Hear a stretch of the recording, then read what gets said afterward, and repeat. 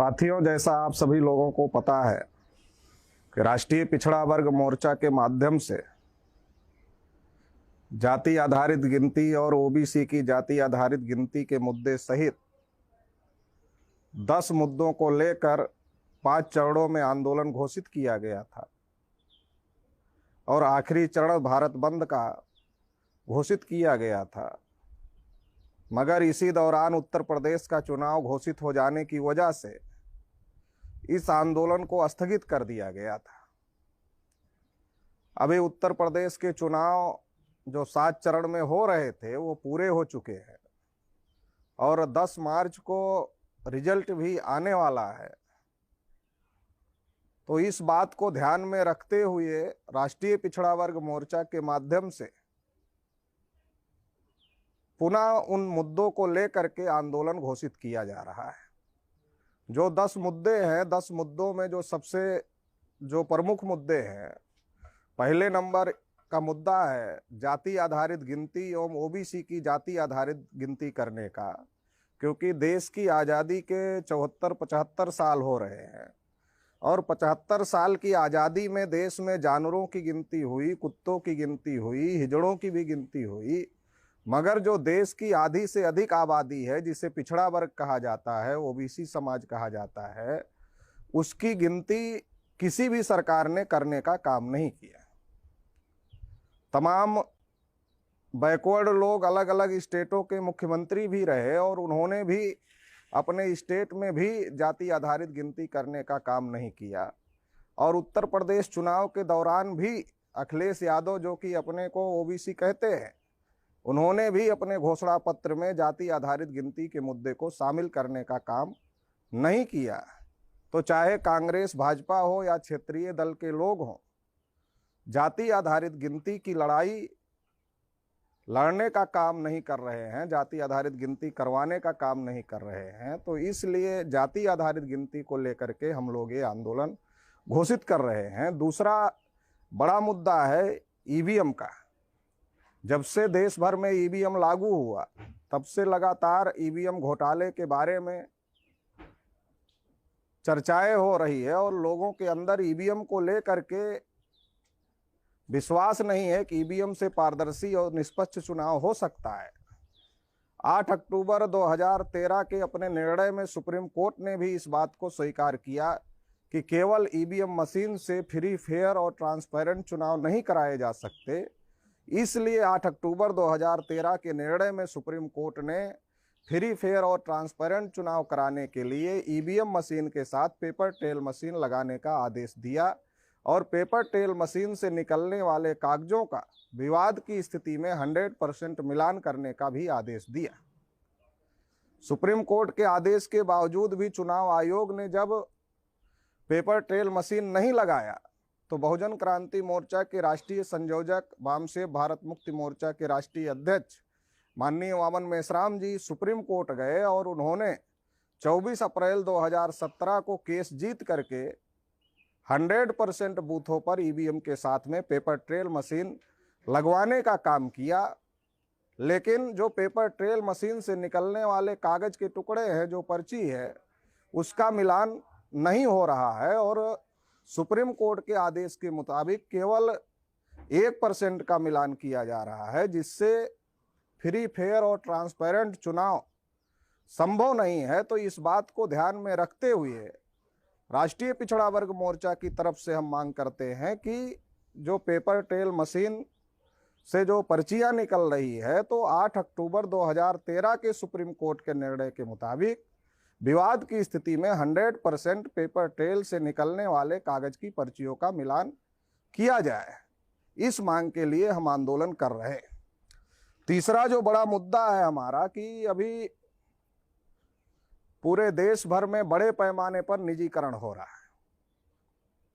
जितने भी government sector और पब्लिक अंडरटेकिंग सेक्टर की कंपनियां हैं, डिपार्टमेंट हैं, उनको निजी हाथों में दिया जा रहा है और निजी हाथों में देने की वजह से जो ओबीसी, एससी, एसटी का जो रिजर्वेशन है वो रिजर्वेशन जीरो हो रहा है, समाप्त हो रहा है। इसलिए राष्ट्रीय पिछड़ा वर्ग मोर्चा की तरफ से हम इस बात की मांग कर रहे हैं कि निजी क्षेत्रों में भी रिजर्वेशन लागू किया जाए और एससी एसटी ओबीसी को संख्या के अनुपात में उसमें भागीदारी हिस्सेदारी सुनिश्चित किया जाए। चौथा जो हमारा मुद्दा है, जैसा कि केंद्र सरकार ने 3 कृषि कानून लाए थे जिसका किसानों ने बहुत बड़े पैमाने पर विरोध किया और राष्ट्रीय पिछड़ा वर्ग मोर्चा ने भी इसको लेकर के भारत बंद घोषित किया था, तो 3 कानून तो वापस हो गए, लेकिन आज़ादी के 75 साल में भी किसानों को उनकी फसल का उचित मूल्य नहीं मिल रहा है। इसलिए किसान मिनिमम सपोर्ट प्राइस की मांग कर रहे हैं, एमएसपी की मांग कर रहे हैं। तो किसानों को उनके लागत का 25% ज़्यादा कम से कम एमएसपी निर्धारित किया जाए और उनकी फसल खरीदने की जिम्मेदारी सरकार ले, ये भी हमारी मांग है और इस मुद्दे को लेकर के भी हम लोग ये आंदोलन घोषित कर रहे हैं। 5वां नंबर का मुद्दा है एनआरसी, एनपीआर और सीए के विरोध में। जैसा कि आप सभी लोग जानते हैं कि केंद्र सरकार द्वारा लगातार एनआरसी की बात की जा रही है, सीए जैसे कानून लाए गए हैं, जबकि ये सच्चाई है कि देश में एक बहुत बड़ा तबका है जिसके पास में जब लाखों घर बाढ़ में बह जाते हैं हर साल और तमाम प्रकार का जो डॉक्यूमेंटेशन है इंडिया के अंदर, वो डॉक्यूमेंटेशन की स्थिति ठीक नहीं है। एक ही आदमी के कई अगर आईडी कार्ड होंगे तो अलग अलग कार्ड पर अलग अलग तरीके के नाम लिखे होते हैं। तो ऐसी स्थिति में डॉक्यूमेंट के आधार पर किसी को भी विदेशी घोषित करना ये किसी भी स्थिति में सही नहीं है और सरकार के द्वारा ऐसा माहौल बनाया गया, आरएसएस बीजेपी के द्वारा ऐसा माहौल बनाया गया कि ये केवल मुसलमानों के विरोध का मुद्दा है। लेकिन सच्चाई ये है कि असम में जो 19 लाख लोगों को एनआरसी से बाहर किया गया, उसमें से 14 लाख लोग ओबीसी एससी एसटी के लोग थे। तो इसके आधार पर यह कहा जा सकता है कि ये एक बहुत बड़ी साजिश ब्राह्मणवादियों की है, देश के मूल निवासियों को उनके नागरिकता के अधिकार से वंचित करने के लिए।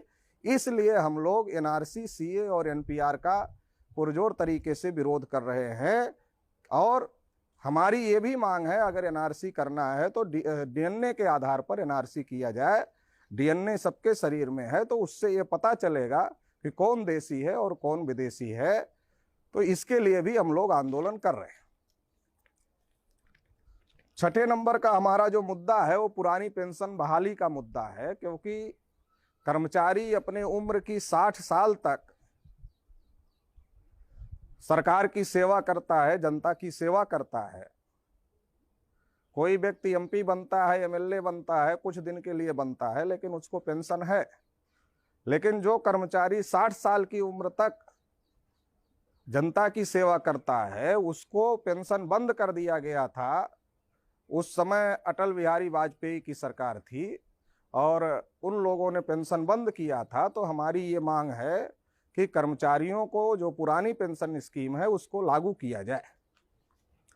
7वें नंबर का मुद्दा है महाराष्ट्र में, मध्य प्रदेश में और उड़ीसा में और कुछ और दूसरे राज्यों में भी ओबीसी को पंचायत चुनाव में रिजर्वेशन समाप्त किया गया है। तो सेपरेट इलेक्टोरेट के तहत ओबीसी को रिजर्वेशन दिया जा सके ताकि ओबीसी के सच्चे प्रतिनिधि चुन करके आए। इसके लिए भी हम लोग आंदोलन कर रहे हैं। 8वें नंबर का हमारा मुद्दा है विकास के नाम पर और पर्यावरण संरक्षण के नाम पर जो आदिवासी जंगलों में रहते हैं उनको उनके जल जंगल जमीन से विस्थापित करने की साजिश चल रही है। आदिवासियों को तमाम प्रकार से कभी नक्सलाइट घोषित करके, कभी डेवलपमेंट के नाम पर, कभी पर्यावरण संरक्षण के नाम पर जो उनके जल जंगल और जमीन से उनको बेदखल करने की जो साजिश चल रही है, विस्थापित करने की साजिश चल रही है, इसका भी हम पुरजोर तरीके से विरोध करते हैं और इसके खिलाफ में भी हम लोग ये आंदोलन और भारत बंद घोषित कर रहे हैं।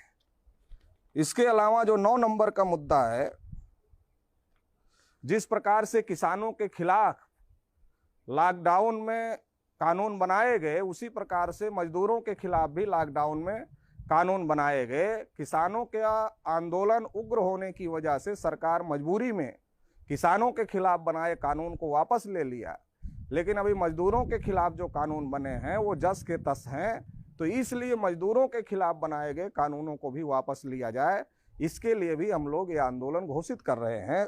और जो 10 नंबर का मुद्दा है, 10 नंबर का मुद्दा है कि हाई कोर्ट के आदेश के बावजूद भी तमाम प्रकार की योजनाओं का लाभ देने के नाम पर, तमाम स्कूलों में एडमिशन के नाम पर और तमाम प्रकार से जबरदस्ती से वैक्सीनेशन कराने का कार्यक्रम सरकार के द्वारा चलाया जा रहा है। जबकि वैक्सीनेशन स्वैच्छिक है, तो ये जो दबाव बनाकर वैक्सीनेशन का कार्यक्रम चलाया जा रहा है, लोगों को मजबूर किया जा रहा है, इसका भी हम विरोध करते हैं। और ये 10 मुद्दों को लेकर के हम लोग ये आंदोलन घोषित कर रहे हैं।